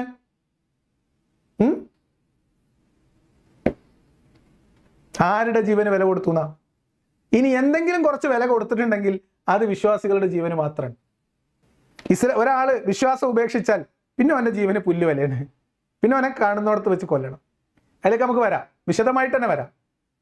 കീഴടങ്ങി കയ്യോടെ കപ്പം തരുന്നത് വരെയോ ഇസ്ലാമിൻ്റെ മാർഗത്തിലേക്ക് പൂർണ്ണമായിട്ട് എന്താ പറയുക വഴങ്ങുന്നത് വരെയോ നിങ്ങൾ കൊന്നൂടി എന്ന് പറഞ്ഞ മതത്തിൻ്റെ ആൾ എന്നിട്ട് പറയാണ് ഇസ്ലാം ജീവന് ഭയങ്കര പ്രാധാന്യം കൊടുത്തത്. കുട്ടികൾക്ക് പറഞ്ഞു കൊടുക്കുകയാണ് എന്തുകൊണ്ട് നിങ്ങൾ ഇസ്ലാമാണ്. അപ്പോൾ കുട്ടികൾ പറയണം ഞങ്ങൾ ഇസ്ലാം എന്ന് പറഞ്ഞാൽ ജീവന് ഭയങ്കര ഒരു പ്രാധാന്യം കൊടുത്തിട്ടുള്ള ഒരു മതമാണ്, അതുകൊണ്ട് ഞാൻ മുസ്ലിമാണ്. നിങ്ങൾക്ക് നാണാവുന്നില്ലേ എന്നാണ് എനിക്ക് ചോദിക്കാനുള്ളത്. ഉദാഹരണം, ആരാധനയുടെയും ജീവന്റെയും വിഷയം ഒന്നിച്ചു വന്നാൽ ഇസ്ലാമിക ശരീഅത്ത് ഏതിനാ പ്രാധാന്യം കൊടുത്തത്? ആരാധന നിർവഹിക്കാനല്ല, ജീവൻ നിലനിർത്താനാണ്. സോറി, ഇത് അറിയാതെ വന്നു പോയ ചിരിയാണ്. സ്വർഗം വേണോ ചാടിക്കൂട് മരിച്ചൂട് എന്ന് പറഞ്ഞ മതം, ആ മതത്തിന്റെ ആള് ഈ നൂറ്റാണ്ടിലെ കുട്ടികളുടെ മുമ്പിൽ വന്നിട്ട് പറയാണ് ആരാധനയും ജീവനും ഒരുമിച്ച് വന്നാൽ ജീവന് പ്രാധാന്യം കൊടുത്തു. ആരുടെ ജീവൻ? വിശ്വാസം ഉപേക്ഷിച്ചവൻ കൊല്ലപ്പെടണം എന്ന് പഠിപ്പിച്ച മതം. ആ മതം മനുഷ്യന്റെ ജീവന് വില കൊടുത്തോ? മുസ്ലിമായ മനുഷ്യന്റെ ജീവന് പൂർണ്ണമായ വില കൊടുത്തോ? ഇല്ല. ഈ ജീവൻ എന്നൊക്കെ പറഞ്ഞാൽ അള്ളാഹ്ക്ക് വേണ്ടി സമർപ്പിച്ച് സ്വർഗത്തിൽ പോയി സുഖിക്കുക എന്നതാണ് ഇസ്ലാമിന്റെ ലക്ഷ്യം. ഇസ്ലാമിന്റെ ലക്ഷ്യം സുഹൃത്തുക്കളെ ജീവിതമേ അല്ല. ജീവിതം ലക്ഷ്യമാണെങ്കിലല്ലേ ജീവൻ ലക്ഷ്യമുള്ളൂ. ആകെയുള്ള ലക്ഷ്യം പരലോകമാണ്. പരലോക ലക്ഷ്യം എന്ന് പറഞ്ഞാൽ മരണമാണ്. നിങ്ങളൊരു വിശ്വാസിനോട് ചോദിക്കുക, നിങ്ങൾ എന്തിനാ ജീവിക്കണേ? നിങ്ങളുടെ ജീവിതത്തിൽ ഏറ്റവും വലിയ അഭിലാഷം എന്താ? ഈമാൻ കിട്ടി മരിക്കുക. മരിക്കാൻ വേണ്ടിയാ ജീവിക്കണേ. ഈമാൻ കിട്ടി മരിക്കാൻ വേണ്ടി മാത്രം ജീവിക്കണേ. അതിനിടയിൽ ഒരു ജിഹാദിന് ഒരു അവസരം ഒത്തു വന്നാൽ, ഒരു യുദ്ധത്തിൽ പങ്കെടുക്കാൻ അവസരം ഒത്തു വന്നാൽ, ഷഹീദായാൽ നിങ്ങൾക്കറിയോ മരിച്ച മയ്യത്തിനോട് ചെയ്യേണ്ടുന്ന യാതൊരു കാര്യങ്ങൾ, അതായത് കുളിപ്പിക്കുക തുടങ്ങിയിട്ടുള്ള കുറേ കാര്യങ്ങളുണ്ട്, മയ്യത്ത് കുളിപ്പിക്കലും അങ്ങനത്തെ കുറേ കാര്യങ്ങളൊക്കെ, ഇത്തരം കാര്യങ്ങളൊന്നും ചെയ്യണ്ട. യുദ്ധത്തിൽ പോയി മരിച്ചോ നേരെ സ്വർഗത്തിൽ പോകും എന്ന് ഓഫർ കൊടുത്ത പടച്ചോന്റെ മതത്തെ കൈ പിടിച്ചുകൊണ്ടാണ് ഉസ്താദ് പറയുന്നത് ആരാധനയെക്കാളും പ്രധാനം ജീവന് കൊടുത്തു. ഏത്? ജീവൻ ത്യജിക്കൽ തന്നെ ആരാധനയാണ് എന്നതാണ് ഇസ്ലാമിന്റെ കഥ. ഉദാഹരണം, നമ്മൾ നമസ്കരിക്കാൻ നിൽക്കുന്നു, നമുക്ക് നല്ല വിശപ്പുണ്ട്, എന്ത് ചെയ്യണം? നമസ്കാരം എന്ന് പറയുന്നത് ആരാധനയാണ്, വിശപ്പ് എന്ന് പറയുന്നത് ജീവന്റെ പ്രശ്നമാണ്. ഏതാണ് ആദ്യം പരിഹരിക്കേണ്ടത്? ഏതാണ്? പറഞ്ഞോളൂ. വിശപ്പ് പരിഹരിക്കണം, അതാ ഭക്ഷണം കഴിക്കണം, വെള്ളം കുടിക്കണം, എന്നിട്ട് നമസ്കരിക്കണം. നിസ്കാരം നല്ല ഉദാഹരണമാണ്. എന്താ നിസ്കാരം? വിശപ്പ്. അപ്പൊ നിങ്ങൾ ഇത് പറയുമ്പോൾ നിങ്ങൾക്ക് ആരുടെ ജീവനാണ് വില കുറച്ചെങ്കിലും കൊടുത്തിട്ടുള്ളത് എന്ന് മനസ്സിലാവും. നിസ്കാരം ആരാധനയാണ്, വിശപ്പ് ജീവൻ നിലനിർത്താൻ ആവശ്യമാണ്. അപ്പൊ നിങ്ങൾക്ക് നിസ്കാര സമയമായി, വിശക്കുന്നു. അപ്പൊ നിങ്ങൾ എന്ത് ചെയ്യണം? ഭക്ഷണം കഴിച്ചിട്ട് നിസ്കരിക്കണം. നിസ്കരിച്ചിട്ട് ഭക്ഷണം കഴിക്കരുത് എന്ന് വിചാരിക്കരുത്. മനസ്സിലായോ? എൻ്റെ മതം, എൻ്റെ ജീവൻ ഇത്രയും വില കൊടുത്തൊരു മതം അല്ലേ? നിങ്ങൾക്കറിയോ നമസ്കരിക്കാത്തവൻ കൊല്ലപ്പെടേണ്ടവനാണ് എന്ന് മദ്രസയിൽ കുട്ടികളെ പഠിപ്പിച്ചിരുന്ന ഒരു സംഭവം നിങ്ങൾക്ക് ഓർമ്മയുണ്ടോന്ന് അറിയില്ല. ഇപ്പൊ മദ്രസ പാഠങ്ങളിൽ നിന്ന് അത് മാറ്റിയിട്ടുണ്ടോന്ന് അറിയില്ല. നിസ്കാരം ഉപേക്ഷിച്ചാൽ കൊല്ലണം. നിസ്കരിക്കാൻ നിൽക്കുമ്പോൾ വിശപ്പ് വന്നാൽ ഭക്ഷണം കഴിച്ചിട്ട് മതി. എങ്ങാനും വീണ് മരിച്ചാലോ അതിൻ്റെ ഇടയിൽ. മനസ്സിലായോ? നോമ്പ് നോൽക്കണം. നോമ്പ് ആരാധനയാണ്. പക്ഷേ നോമ്പ് നോൽക്കുന്ന സന്ദർഭത്തിൽ രോഗമുണ്ടായി, എന്ത് ചെയ്യണം? നോമ്പ് ഒഴിവാക്കണം, രോഗം മാറാൻ ആവശ്യമായ മരുന്ന് കഴിക്കണം. അപ്പോൾ ഇസ്ലാം എന്തിനാണ് പ്രാധാന്യം കൊടുക്കുന്നത്? ജീവന് വലിയ പ്രാധാന്യമാണ് കൊടുക്കുന്നത്. ജീവന് വലിയ പ്രാധാന്യം കൊടുക്കുന്നത്. നോമ്പിനും അതേപോലെ തന്നെയാണ്. ഒരാൾ നോമ്പ് നോൽക്കുന്നു, അപ്പോൾ അയാൾക്ക് ആരോഗ്യ പ്രശ്നം ഉണ്ടെന്ന് തോന്നിക്കഴിഞ്ഞാൽ നോമ്പ് ഒഴിവാക്കിയിട്ട് ജീവൻ നിലനിർത്തണം. ഞാൻ ചോദിക്കട്ടെ, മനുഷ്യരുടെ ജീവന്, ആരോഗ്യത്തിന്, ചെറിയ കുഞ്ഞുങ്ങളിൽ പോലും ഒരുപാട് പ്രശ്നങ്ങൾക്ക് കാരണമാകുന്ന ഈ ആരാധന, ജീവന് ഭീഷണിയാവുന്ന തരത്തിലൊരു ആരാധന ഫിക്സ് ചെയ്ത് വെക്കുക. എന്നിട്ട് അതിൻ്റെ ഇടയിൽ നിങ്ങൾക്ക് ഇപ്പം മരിക്കുന്ന ആയാൽ നിങ്ങളെപ്പറ്റി വെള്ളം കുടിച്ചോ എന്ന് പറയാം. എന്നിട്ട് പറയാ മനുഷ്യൻ്റെ ജീവന് ഭയങ്കര പ്രാധാന്യം കൊടുത്തു അതുകൊണ്ടാണ് എന്ന്. ഇനി അടുത്ത ഉദാഹരണം. അല്ല, ഇതൊക്കെ എന്തിനാ പുസ്തകം പറഞ്ഞെന്നറിയോ? ആരെങ്കിലും വന്നിട്ട് കുട്ടികളോട് ചോദിച്ചാൽ കുട്ടികൾക്ക് പറയാൻ കഴിയണം, എൻ്റെ മതം ജീവന് വലിയ പ്രാധാന്യം കൊടുത്തു, അതുകൊണ്ട് ഞാൻ മുസ്ലിമായി. എങ്ങനെയാണ് കുട്ടികൾ മുസ്ലിം ആയതെന്ന് കുട്ടികൾ സ്വയം ചോദിച്ചാൽ മതി. എന്തുകൊണ്ട് മുസ്ലിമായി, എങ്ങനെ മുസ്ലിമായി, എന്തുകൊണ്ട് നിങ്ങൾ ഇപ്പോഴും ഇസ്ലാമിൽ തുടരുന്നു എന്ന ചോദ്യം ഓരോ കുട്ടികളോട് പേഴ്സണലായിട്ട് ചോദിച്ചാൽ അവർ പറഞ്ഞു തരും നല്ല വെടിപ്പായിട്ട്. ആരാധനയുടെയും വിഷയം ഒന്നിച്ചു വന്നാൽ നമ്മുടെ ശരീരത്ത് പ്രാധാന്യം കൊടുത്തത് ജീവൻ നിലനിർത്താനാണ്. അപ്പോൾ ഞാൻ എന്തുകൊണ്ട് മുസ്ലിം ആകുന്നു? ഞാൻ എൻ്റെ മതം സ്വീകരിക്കുകയാണ് എങ്കിൽ എൻ്റെ ജീവന് ഇത്രയേറെ എൻ്റെ മതത്തിൽ പ്രാധാന്യമുണ്ട്, അതുകൊണ്ട് ഞാൻ ഇസ്ലാം സ്വീകരിച്ചു. ഒന്ന്. അപ്പം അത് പറയാൻ വേണ്ടിയിട്ടാണ് കേട്ടോ അത്. ഇനി രണ്ടാമത്തത് പിടിച്ചിരുന്നോളി. രണ്ടാമത്തത് ആരോഗ്യത്തിൻ്റെയും ആനന്ദത്തിൻ്റെയും വിഷയം ഒന്നിച്ചു വന്നാൽ നമ്മുടെ മതം ഏതിനാണ് പ്രാധാന്യം കൊടുത്തത്? ആനന്ദത്തിനല്ല, ആരോഗ്യത്തിനാണ്. ഉദാഹരണം പറയൂ. ഒരു ഉദാഹരണം പറയും പ്ലീസ്. ആനന്ദത്തിനും ആരോഗ്യത്തിനും ആരുടെ ആരോഗ്യം വളരെ പ്രസക്തമാണ്. ഇപ്പോൾ ഒരു ഉദാഹരണം പറഞ്ഞു നമുക്ക്. എന്നാലും ഞാൻ ചെറിയൊരു ഉദാഹരണം പറയാം. 8 വയസ്സോ 9 വയസ്സോ അല്ലെങ്കിൽ 6 വയസ്സോ 7 വയസ്സോ ഉള്ള ഒരു കുട്ടിയുടെ വിവാഹം ഒരു പുരുഷന്, അതിപ്പം 50 വയസ്സോ 55 വയസ്സോ 60 വയസ്സോ 62 വയസ്സായാലും കുഴപ്പമില്ല, ഇങ്ങനെ വിവാഹം കഴിപ്പിച്ചു കൊടുക്കുന്നു. ഇതിലൊരു ആസ്വാദനമുണ്ട്. ആസ്വാദനത്തിന് വേണ്ടിയാണ് വിവാഹം എന്ന് ഇസ്ലാമിലുണ്ട്. ഈ ശൈശവ വിവാഹം കഴിക്കുന്നതിൽ പോലും ആസ്വാദനത്തിന്റെ സാധ്യതകൾ എത്രയാണെന്ന് പണ്ഡിതന്മാർ കൂലങ്കശമായി ചർച്ച ചെയ്യുകയും ഫിഖ്ഹിന്റെ ഗ്രന്ഥങ്ങളിൽ ഏതുവരെ ആകാമെന്ന് എഴുതി വെക്കുകയും ചെയ്തിട്ടുണ്ട്. അപ്പൊ ആസ്വാദനവും ആരോഗ്യവും ഒരുമിച്ച് വന്നു. ആരുടെ ആസ്വാദനം, ആരുടെ ആരോഗ്യം? മുസ്ലിമായ ഒരു ചെറിയ പെൺകുട്ടിയുടെ, പിഞ്ചു ബാലികയുടെ ആരോഗ്യവും ഒരു പടുകളവനായ വിശ്വാസിയായ പുരുഷന്റെ ആസ്വാദനവും ഒരുമിച്ച് വന്നു. ഏതിന് പ്രാധാന്യം കൊടുക്കണം? ഇവിടെ നമുക്ക് ഇസ്ലാമിലെ ഹറാമുകൾ മനസ്സിലാക്കാം. പലരും പറയും, യുക്തിവാദികൾ, നിരീശ്വരവാദികൾ, നാസ്തികന്മാരൊക്കെ പറയും, എന്തു മതം, കുറെ ഹറാമ്, അത് ചെയ്യരുത്, ഇത് ചെയ്യരുത്, അങ്ങോട്ട് പോകരുത്, ഇങ്ങോട്ട് പോകരുത്, ഇങ്ങനെ കുറേ വിലക്കുകളാണ് നിങ്ങളുടെ മതത്തിലുള്ളത്. മനുഷ്യന്റെ എല്ലാ സ്വാതന്ത്ര്യം കെടുത്തുന്നതാണ് നിങ്ങളുടെ മതം. അതുകൊണ്ട് നമുക്ക് മതമൊക്കെ ഒഴിവാക്കാം, ഹറാമുള്ള മതം ഒന്നും വേണ്ടെന്നാണ് ഇവർ പറയുക. ആര് പറയാ? മതങ്ങളിൽ വിലക്കുകളുണ്ട് എന്നതുകൊണ്ടാണോ ഇസ്ലാം വിമർശിക്കപ്പെടുന്നത്? വിവരക്കേടൊക്കെ ഇതുപോലെ വിളിച്ചു പറയാം. വിവരക്കേടൊന്നുമല്ല, എല്ലാം അറിയാവുന്ന നല്ല ശുദ്ധമായ കൃത്യമായിട്ട് പ്ലാൻ ചെയ്ത് നടപ്പിലാക്കുന്ന ഒരു ബ്രെയിൻ വാഷിംഗ് സെഷനാണ് അവിടെ നടക്കുന്നത്. കുട്ടികളെ ഭയത്തിനടിമപ്പെടുത്തി ചിന്തയെ മുരടിപ്പിച്ച് നിർത്താനും ഭയപ്പെടുത്തി മതത്തിന് കീഴ്പ്പെടുത്താനുള്ള തീവ്രമായ ശ്രമം അല്ലേ? അതല്ലാതെ ഇദ്ദേഹം പറഞ്ഞതാണോ അതിന് ശരി? ഇനി അദ്ദേഹം പറയട്ടെ, കംപ്ലീറ്റ് ചെയ്യട്ടെ. യഥാർത്ഥത്തിൽ എന്തിനാണ് അള്ളാഹു ഹറാമുകൾ നിശ്ചയിച്ചത്? അതിന്റെ ഉത്തരമാണ് നമ്മുടെ ആരോഗ്യവും ആനന്ദവും ഒന്നിച്ചു വന്നാൽ ആരോഗ്യത്തിന് പ്രാധാന്യം. ഒരു ഹറാമായ ഏതെങ്കിലും ഒരു കാര്യം പറയൂ നിങ്ങൾ. രണ്ടെണ്ണം പറയാം. ഒരെണ്ണം പോട്ടെ, രണ്ടെണ്ണം പറയാം. ഒന്ന് ദത്ത് ഹറാമാണ്. ദത്തു സമ്പ്രദായം ഇസ്ലാമിൽ നിഷിദ്ധമാണ്. ഇസ്ലാം ഹറാമ് തീരുമാനിക്കുന്നത് മുഴുവനായിട്ടും ആരോഗ്യത്തെ സംരക്ഷിക്കുന്നതിനാണ് കേട്ടോ. അപ്പം നിങ്ങളോട് ചില കാര്യങ്ങൾ ചെയ്യരുതെന്ന് പറഞ്ഞു. അപ്പം നിങ്ങൾ വിചാരിക്കും ദത്ത് എന്ന് പറയുന്നത് ഒരു ആക്ടിവിറ്റി അല്ലല്ലോ, അത് വേറെ ഒരു സാമൂഹികമായിട്ടുള്ള ഒരു നിയമമാണല്ലോ. വേറൊരു ഹറാമായിട്ടുള്ള കാര്യങ്ങൾ പറയൂ എന്ന് പറഞ്ഞാൽ അടിമഭോഗം എന്ന് പറയാൻ പറ്റുമോ നമുക്ക്? അടിമകളെ ചൂഷണം ചെയ്യൽ, പീഡിപ്പിക്കൽ എന്ന് പറയാൻ പറ്റുമോ? ഇല്ല. കാരണം അത് ഇസ്ലാമിൽ ഹറാമല്ല. എന്നാലും ഇസ്ലാമിൽ ഹറാമാക്കിയിട്ടുള്ള ഒരു സാധനം മനുഷ്യർ സ്വാഭാവികമായിട്ട് ആസ്വാദനത്തിന് ഉപയോഗിക്കുന്ന, എന്നാൽ ഇസ്ലാമിൽ ഹറാമായിട്ടുള്ള ഒരു ഉദാഹരണം അതാവുമ്പോൾ ഉസ്താദിന് പറഞ്ഞു പോകാൻ എളുപ്പമുണ്ടാവും. കുട്ടികളൊന്ന് പറഞ്ഞു കൊടുക്കി. ഹറാമായ, നിഷിദ്ധമായ, ചെയ്യാൻ പാടില്ലാത്തൊരു കാര്യം പറയൂ. യെസ്, ഏതാണ്? മദ്യപാനം പാടില്ല, ലഹരി ഉപയോഗിക്കാൻ പാടില്ല. നമുക്ക് പരിശോധിക്കാം. മദ്യം കഴിക്കുന്ന ഒരു വ്യക്തിക്ക് ആനന്ദം ഉണ്ടാവുമല്ലോ, ഉണ്ടാവും. പക്ഷെ ആ ആനന്ദം കഴിഞ്ഞാൽ അദ്ദേഹത്തിന് ഉണ്ടാകുന്ന എന്താണ്? രോഗമാണോ ആരോഗ്യമാണോ? രോഗമാണ്. അദ്ദേഹത്തിൻ്റെ ശരീരത്തിലെ എല്ലാ അവയവങ്ങളും കേടുവരുന്നു. കിഡ്നി കേടുവരുന്നു, ലിവർ കേടുവരുന്നു, ലെൻസ് കേടുവരുന്നു, ഹാർട്ട് കേടുവരുന്നു, എല്ലാം കേടുവരുന്നു. അപ്പം ഇസ്ലാമിൽ ആരോഗ്യത്തിൻ്റെയും ആനന്ദത്തിൻ്റെയും വിഷയം ഒന്നിച്ചു വന്നാൽ ആരോഗ്യ സംരക്ഷണത്തിന് പ്രാധാന്യം കൊടുത്തതുകൊണ്ട് ഇസ്ലാം പറഞ്ഞു നിങ്ങൾ മദ്യം കഴിക്കാൻ പാടില്ല, ഹറാമുകൾ ചെയ്യാൻ പാടില്ല. ആരോഗ്യത്തിൻ്റെയും ആനന്ദത്തിൻ്റെയും കാര്യം ഒന്നിച്ചു വന്നപ്പം ആരോഗ്യത്തിന് പ്രാധാന്യം കൊടുത്തുകൊണ്ടാണ് പോലും ഇസ്ലാമിൽ മദ്യം നിഷിദ്ധമാക്കിയത്. ഇതെന്തായാലും ഒരു പുതിയ അറിവാണ്. ആ അറിവിന് നന്ദി. പക്ഷെ എല്ലാ സ്ഥലത്തും ആസ്വാദനവും ആരോഗ്യവും ഒരുമിച്ച് പരിഗണിക്കുമ്പോൾ ആരോഗ്യത്തിന് പ്രാധാന്യം കൊടുത്തിട്ടുണ്ടോ? ഇല്ല.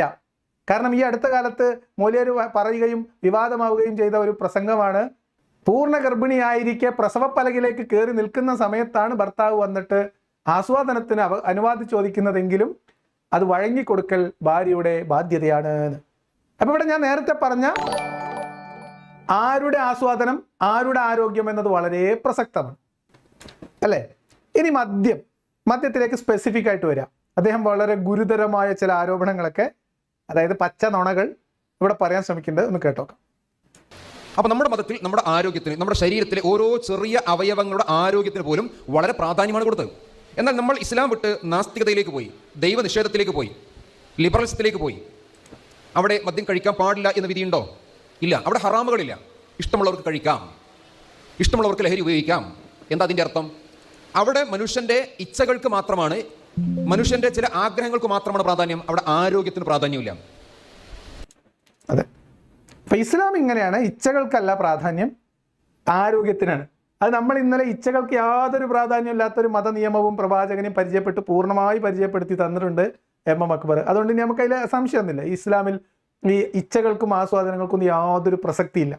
വെറും ആരോഗ്യം, ജീവൻ, ഇതാണ് ഇസ്ലാമിൽ പ്രധാനമായിട്ട് നോക്കുന്ന രണ്ട് കാര്യങ്ങൾ. ആരോഗ്യം, ജീവൻ നിലനിർത്താം, ഇതാണ് പ്രധാനമായിട്ട് ഇസ്ലാം മുന്നോട്ട് വെക്കുന്നത്.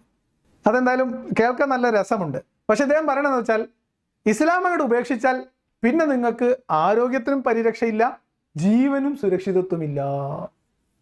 ഇസ്ലാമിന് ശക്തിയുള്ളിടത്താണ് ഈ പറയുന്നതെങ്കിൽ രണ്ടും ശരിയാണ്. ഇസ്ലാമിന് അധികാരമുള്ളിടത്ത്, ഇസ്ലാമിക ഭരണമുള്ളിടത്താണ് ഒരാൾ ഇസ്ലാം വിട്ട് പുറത്തു പോകുന്നതെങ്കിൽ ഓൻ്റെ ആരോഗ്യത്തിന് ഒരു പരിരക്ഷ ഉണ്ടാവില്ല, ഓൻ്റെ ജീവന് ഒരു ഗ്യാരണ്ടി ഉണ്ടാവില്ല. അത് ഉസ്താദ് പറഞ്ഞത് കൃത്യം നമ്മൾ സമ്മതിച്ച് 100-ൽ 100 മാർക്ക്.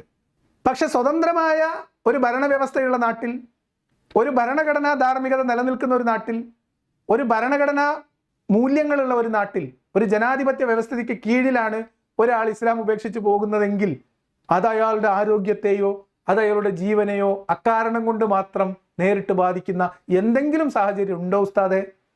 ഉണ്ടോ?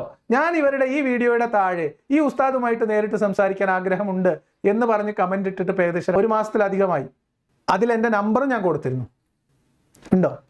ഉസ്താദ് ഒന്നുകൂടി കടത്തി പറയട്ടെ. അപ്പോൾ നമ്മൾ അള്ളാഹു കൽപ്പിച്ചു, മദ്യമോ നിഷിദ്ധമായ കാര്യങ്ങളോ നിങ്ങൾ ചെയ്യാൻ പാടില്ല എന്ന് കൽപ്പിക്കുമ്പോൾ ആ അള്ളാഹുവിന് ആ കൽപ്പനയിലൂടെ മനുഷ്യരോട് സ്നേഹമുള്ളതുകൊണ്ടാണ്, മനുഷ്യരുടെ ആരോഗ്യത്തിൽ താല്പര്യമുള്ളതുകൊണ്ടാണ് അങ്ങനെ കൽപ്പിച്ചത്.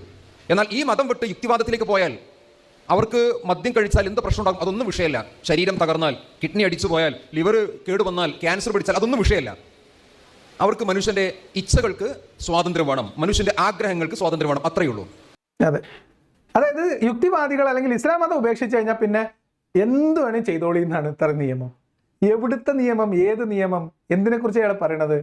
സ്വതന്ത്ര ചിന്തയിലോ അല്ലെങ്കിൽ ശാസ്ത്രബോധത്തിൽ ഊന്നിയ ഒരു ജീവിത പദ്ധതിയിലോ മനുഷ്യന് ആസ്വാദനത്തിന് മാത്രം പ്രസക്തിയുള്ളൂ, ആരോഗ്യത്തിന് യാതൊരു പ്രസക്തിയില്ല എന്ന മണ്ടത്തരം, അങ്ങനെ പറയുന്നത് മോശമാണെന്നറിയാം. അതുകൊണ്ട് ഇങ്ങനത്തെ വിടാമോ ഉസ്താദെ? അങ്ങനെ ചോദിക്കാലോ. അങ്ങോട്ട് വിടുക ആണോ? ഇസ്ലാമാണ് ഉപേക്ഷിച്ചാൽ പിന്നെ ഫുള്ള് കള്ളുടി തുടങ്ങും. എന്താണ്? മയക്കുമരുന്ന്, കഞ്ചാവ്, ഇങ്ങനെ തുടങ്ങും. ഇസ്ലാമായിട്ട് വിട്ടാൽ പിന്നെ ബാക്കി തന്നെ. അപ്പം അങ്ങനെയാണെങ്കിൽ ഉസ്താദെ ഇസ്ലാമിൽ നിൽക്കുന്ന ഒരാൾ ഇതൊന്നും ചെയ്യണില്ല? ചെയ്യുന്നുണ്ടോ? ഉണ്ടോ? മലപ്പുറത്തൊന്നും ബിവറേജസ് ഇല്ല, കോഴിക്കോടില്ല, മുസ്ലിങ്ങൾ തിങ്ങിപ്പാർക്കുന്നിടങ്ങളിൽ ബിവറേജസിലും കള്ളുഷാപ്പിലും ആളില്ല. എന്താണ് ഉസ്താദെ ഇതിലെ കോമഡി? അതൊന്നല്ല.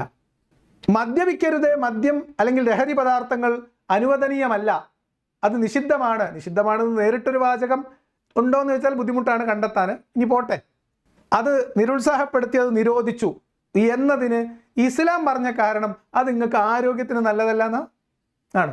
എവിടെ ഉസ്താദെ അത് പറഞ്ഞത്? നിങ്ങളെ കിഡ്നി അടിച്ചു പോകും, ലിവർ പോകും, കരൾ, പിന്നെ ഹൃദയം പ്രശ്നം ഉണ്ടാവും, നിങ്ങൾക്ക് ആരോഗ്യ പ്രശ്നങ്ങൾ ഉണ്ടാവും, അതുകൊണ്ട് നിങ്ങൾ മദ്യം കഴിക്കരുത് എന്ന് ആരാ പറഞ്ഞത്? എവിടെ പറഞ്ഞത്? മദ്യത്തെക്കുറിച്ച് ഖുർആൻ ആദ്യം പറഞ്ഞത് എന്താ? അതിൽ കുറച്ച് നല്ലതുണ്ട്, കുറച്ച് ചീത്തയുണ്ട്, വേണ്ടവർ കുടിക്കുകയും വേണ്ടാത്തവർ കുടിക്കണ്ട എന്ന നിലപാടായിരുന്നു ഖുർആനിന് അല്ലെങ്കിൽ ഇസ്ലാമിന് ആദ്യം. പിന്നെ പറഞ്ഞു നിങ്ങൾ നിസ്കരിക്കുമ്പോൾ വരണ്ട, നിങ്ങൾക്ക് നിസ്കരിക്കുമ്പോൾ കള്ളുടിച്ചിട്ട് പള്ളിയിൽ വരല കേട്ടോ, അത് ശരിയാവണില്ല. എന്താ കാര്യം? ഖുലിയായുൽ കാഫിറൂൻ സൂറത്ത് ഓതി ഇമാമ് നിസ്കരിക്കുക. അപ്പോൾ ഇമാം ഇച്ചിരി വിട്ടിട്ടുണ്ട്. ഇത് എത്ര ഓതിയിട്ടും തിരിച്ചും മറിച്ചും ഇതിങ്ങനെ ഓതിക്കൊണ്ടിരിക്കുകയാണ്. ഖുലിയായുൽ കാഫിറൂൻ ഇത് തീരുന്നില്ല. ആ ഖുർആൻ സൂക്തം അറിയാവുന്ന ആളുകൾക്ക് ആ കാര്യം മനസ്സിലായിട്ടുണ്ടാവും. അപ്പം അങ്ങനെ ഇത് അലമ്പായി, നിസ്കാരമൊക്കെ അലമ്പായപ്പോൾ അള്ളാഹ് ആയത്തിറക്കി എന്ത്? കള്ളുടിച്ചാണ് നിങ്ങൾ പള്ളിയിൽ കയറലി, കുടിക്കലൊക്കെ വീട്ടിൽ നിന്ന് തീർത്തിട്ട് വന്നോളണം, കള്ളു കുടിച്ചുകൊണ്ട് പള്ളിയിൽ കയറണ്ട എന്നായി. അതും കഴിഞ്ഞിട്ട് ഇത് പൂർണ്ണമായി നിരോധിച്ചു. എന്താ അതിൻ്റെ കാരണം? മദ്യപിച്ച് മുഹമ്മദിനെ ചീത്ത വിളിച്ച അനുയായി, മദ്യപിച്ച് പരസ്പരം തലക്കടിച്ച് രക്തം ചിന്തിയ അനുയായികൾ, മദ്യം കൊണ്ട് മുഹമ്മദ് നബിക്ക് കൂടെ നിൽക്കുന്നവർ കള്ളു കുടിച്ച് അലമ്പാക്കിയപ്പം അവരോട് പറഞ്ഞു നിങ്ങൾ മദ്യം കുടിക്കേണ്ടത് ഭയങ്കര പിത്തന, നിങ്ങൾക്കൊന്ന് കുടിക്കാതിരുന്നൂടെ ചെങ്ങായിമാരെ എന്ന് ചോദിച്ചു. കള്ള് കുടിച്ചാൽ നിങ്ങൾ തമ്മിൽ തല്ലാണ്, നിസ്കരിക്കാൻ നിന്നാൽ നിങ്ങളത് പിത്തനയാണ്, അതുകൊണ്ട് നിങ്ങൾ കള്ളു കുടിക്കണ്ട, ഇത്രേ പറഞ്ഞിട്ടുള്ളൂ. അല്ല അതിൽ വലിയ ദോഷമുണ്ട്, ആരോഗ്യ പ്രശ്നം ഉണ്ടാക്കും എന്നൊക്കെ പറഞ്ഞോ? എവിടെ പറഞ്ഞു? അങ്ങനെ അത്ര നിഷിദ്ധമായിട്ടുള്ള ഒരു കാര്യമാണെങ്കിൽ നിങ്ങൾ ആലോചിച്ച് നോക്കൂ. ഇസ്ലാമിലെ ഒരു മദ്ഹബിൽ, ഹനഫി മദ്ഹബിലാണെന്നാണ് എൻ്റെ ധാരണ. അവരുടെ ആശയം അനുസരിച്ച് എല്ലാ ലഹരിയും ലഹരിയല്ല. ഖുർആനിൽ പറഞ്ഞ കള്ള് എന്ന് പറഞ്ഞാൽ അവിടെ കിട്ടുന്ന ഈന്തപ്പന കള്ളാണ്, അല്ലെങ്കിൽ മുന്തിരി വാറ്റിയ കള്ളാണ്. കഴിഞ്ഞു. ദ്രവരൂപത്തിലുള്ള മദ്യം, കള്ള്, ബാക്കിയുള്ളതൊന്നും കുഴപ്പമില്ല, പുകയായ കുഴപ്പമില്ല എന്നാണ് ഹനഫികളുടെ വാദം. അത് ഇസ്ലാമിൻ്റെ ഒരു ഒരു ഒരു സ്കൂളാണ്. അപ്പം അതുകൊണ്ട് മദ്യം നിരോധിച്ചതിൻ്റെ കാര്യം മുഹമ്മദ് നബിക്ക് ഫിത്നയായപ്പം ചെയ്തതാണ്. അല്ലാതെ എല്ലാവരും ആവശ്യത്തിന് മാത്രം ഒട്ടകത്തിൻ്റെ കാല് കടിച്ച് പറിച്ചതിന് ശേഷം പതിങ്ങനെ ചെറുങ്ങനെ 2 സിപ്പ് മാത്രം എടുത്തിരുന്നെങ്കിൽ ഇസ്ലാമിൽ മദ്യനിരോധനം വരുമായിരുന്നില്ല. മൂക്കറ്റം കുടിച്ച് കൂടെ നിൽക്കുന്നവൻ്റെ തലയടിച്ച് പൊട്ടിക്കുകയും മുഹമ്മദ് നബിയെ തന്നെ ചീത്ത വിളിക്കുകയും ചെയ്യുന്ന സാഹചര്യമൊക്കെ ഉണ്ടായപ്പോൾ മുഹമ്മദ് നബിക്ക് മനസ്സിലായി കള്ളുടിച്ചാണ്ട് ഇക്കൂട്ടരുടെ കൂടെ മുന്നോട്ട് പോയാൽ ശരിയാവില്ല എന്ന് മുഹമ്മദിന് ബോധ്യപ്പെട്ടപ്പം മദ്യം നിരോധിച്ചു. അത്രയേ ഉള്ളൂ. എന്തുകൊണ്ടെന്ന് വെച്ചാൽ മുഹമ്മദ് നബിക്ക് അവിടെ കുറച്ച് ബുദ്ധിമുട്ടുണ്ടാക്കി മദ്യം, അതുകൊണ്ട് മദ്യം വേണ്ടാന്ന് വെച്ചു. പകരം അവിടെ നിങ്ങൾ ചെല്ല്, പോയ ഒഴുകും, നിങ്ങളിങ്ങനെ കപ്പെടുത്ത് കോരി കുടിക്കാം. ഉസ്താദ് പറഞ്ഞത് ഏത് ബ്രാൻഡ് വേണമെങ്കിലും കിട്ടുന്നതാണ്. അപ്പൊ കള്ളൊരു പ്രശ്നമാണെന്ന് അള്ളാഹ്ക്ക് തോന്നിയിട്ടില്ല, മുഹമ്മദ് നബിക്ക് ആദ്യഘട്ടത്തിൽ തോന്നിയില്ല, മദീനയിൽ വന്നിട്ടും തോന്നിയില്ല. പിന്നെ അത്യാവശ്യം യുദ്ധം ജയിക്കുകയും സമ്പത്തും സ്ത്രീകളും കൈവരികയും അതിനെ ചൊല്ലിയുള്ള തർക്കം ഉണ്ടാവുകയും അധികാരത്തിന്റെ ഹുങ്ക് വരികയൊക്കെ ചെയ്തപ്പോൾ അണികൾക്കിടയിൽ വൈകുന്നേരങ്ങളിൽ കള്ളുകുടിയും കശപിശയും തമ്മിൽ തല്ലും ഒരു തൊല്ലയായപ്പോൾ മുഹമ്മദ് കുടികാരന്മാരെ കൊണ്ട് സഹികെട്ട് നിർത്തിയതാണ്. അതങ്ങനെയല്ലേ വരുള്ളൂ. മുഹമ്മദ് നബി എന്തിനാ ആളെ കൂട്ടിയത്? കൊള്ളയടിക്കും. കൊള്ള സങ്കേതത്തിൽ മദ്യവീപ്പുണ്ടാവും, സ്വാഭാവികം, അതെല്ലായിടത്തും ഉള്ളതല്ലേ. ഇനി മുഹമ്മദിന്റെ കൂടെ കൂടിയപ്പോൾ അവിടെ കൂടിയതെന്നൊക്കെ പിടിവിട്ട കള്ളുകൂടിയന്മാരായിരുന്നു എന്ന് തെളിയിക്കുന്ന ഒരു ഹദീസ് ഇവർ പറഞ്ഞു നടക്കാറുണ്ട്. ഇസ്ലാമിക നിയമങ്ങളിൽ മുസ്ലിങ്ങൾ കാണിക്കുന്ന ഒരു ഉത്സാഹം കാണിക്കാൻ വേണ്ടിയിട്ട് മുഹമ്മദ് നബി മദ്യം നിരോധിച്ചപ്പം മദീനയുടെ തെരുവുകളിൽ മദ്യപ്പുഴ ഒഴുകിയെന്നാണ്. അപ്പൊ പ്രദേശത്തുള്ള മദ്യം മുഴുവൻ മുഹമ്മദിന്റെ അനുയായികളുടെ വീട്ടിൽ ബാരലിൽ സൂക്ഷിച്ചിരിക്കുകയാണ് അല്ലേ. ഇതൊക്കെ നമ്മളോട് പറയാതെ പറയുന്ന കുറെ കഥകളുണ്ട്. ഞാൻ പിന്നെ അതിനകത്തേക്ക് കൂടുതലായിട്ട് പോകുന്നില്ല. എന്തായാലും അള്ളാന്റെ ഒരു കരുതൽ വല്ലാത്തൊരു കരുതലാണ് നമ്മൾ ആരോഗ്യത്തെ ചൊല്ലി. മൂന്നാമത്തത്, അപ്പൊ നമ്മൾ പറയണം, നിങ്ങളുടെ ഒരു യുക്തിവാദ പ്രസ്ഥാനത്തിൽ ഒരാൾ വന്ന് നിങ്ങളെ യുക്തിവാദ പ്രസ്ഥാനത്തിൽ ക്ഷണിക്കുമ്പോൾ അയാളുടെ നോ പറഞ്ഞു, ഞാൻ അതിലേക്ക് വരുന്നില്ല. എന്ത് കാരണം എന്താണ്? ഞാൻ ഇസ്ലാമിൽ നിൽക്കുമ്പോൾ ഒന്ന് എൻ്റെ ജീവൻ സുരക്ഷിതമാണ്, രണ്ടാമത്തത് എൻ്റെ ആരോഗ്യവും സുരക്ഷിതമാണ്. എൻ്റെ ജീവനും ആരോഗ്യവും ഒക്കെ സുരക്ഷിതമായി നിലനിർത്താനാണ് ഈ പറയുന്ന വിധികൾ, നിയമങ്ങൾ എന്നോട് എൻ്റെ നാഥൻ പറഞ്ഞത്. ഇതും ഒഴിവാക്കി നിങ്ങളുടെ പ്രസ്ഥാനത്തിലേക്ക് വന്നു കഴിഞ്ഞാൽ അവിടെ ആരോഗ്യ സംരക്ഷണവുമില്ല, ജീവനും പ്രത്യേകിച്ചൊരു പരിചരണവുമില്ല. കേവലം ദേഹേച്ഛകൾ, ഇഷ്ടങ്ങൾക്ക് മാത്രമേ അവിടെ സ്ഥാനമുള്ളൂ. ഇനി നമ്മളിനി അതിമ കൂടുതൽ പറയണ്ട, എല്ലാവർക്കും കാര്യങ്ങൾ ഏകദേശം മനസ്സിലായിട്ടുണ്ടാവും. എൻ്റെ സംശയം അതല്ല, ഈ കുട്ടികളെ, പാവം പിടിച്ച കുട്ടികളെ ഇങ്ങനെയൊക്കെ പറഞ്ഞിട്ട് വേണോ? എന്തുകൊണ്ടാണ് ഈ കുട്ടികൾ വിശ്വാസികളായത്? ആ കുട്ടികൾക്ക് അറിയില്ലേ പോലെ വാപ്പിയമ്മയും മുസ്ലിമയും. മുസ്ലിമായ ഒരു രക്ഷിതാവിന് കുട്ടി ജനിച്ചാൽ ആദ്യം ബാങ്ക് ചൊല്ലണം, ബാങ്ക് കൊടുക്കണം എന്നാണ്. ഇസ്ലാമിക നിയമം അനുസരിച്ച് കുട്ടിയെ വളർത്തൽ മാതാവിൻ്റെ ബാധ്യതയാണ് എന്നാണ്. ഇസ്ലാമിക ചിട്ടയനുസരിച്ച് കുട്ടി വളർന്നു വരുന്നില്ലെങ്കിൽ അതിന് നാളെ ശിക്ഷ കിട്ടാൻ പോകുന്നത് വാപ്പാക്കും ഉമ്മാക്കുമാണ് എന്ന് ഇസ്ലാമിൻ്റെ നിയമമാണ്. ചെറിയ പ്രായത്തിൽ തന്നെ കുട്ടികളെ മത കാര്യങ്ങൾ പഠിപ്പിക്കുകയും മതത്തിലായി വളർത്തുകയും കുട്ടികളെ മതബോധമുള്ളവരാക്കി കൊണ്ടുവരികയും ചെയ്യുക എന്നത് രക്ഷകർത്താക്കളുടെ ബാധ്യതയാണ്. എന്ന് പറഞ്ഞാൽ കുഞ്ഞു കുട്ടികൾ പ്രസവിച്ച് വീണത് മുതൽ മതം തലയിൽ കുത്തി നിറക്കേണ്ടത് വാപ്പാൻ്റെയും ഉമ്മാൻ്റെയും ബാധ്യതയാക്കി വെച്ച ഒരു മതത്തിൻ്റെ കുട്ടികളാണ് അവർ. അവരങ്ങനെ അവർ വീട്ടിൽ ജനിച്ചു, അങ്ങനെ മുസ്ലിമായി, അത്രേ ഉള്ളൂ.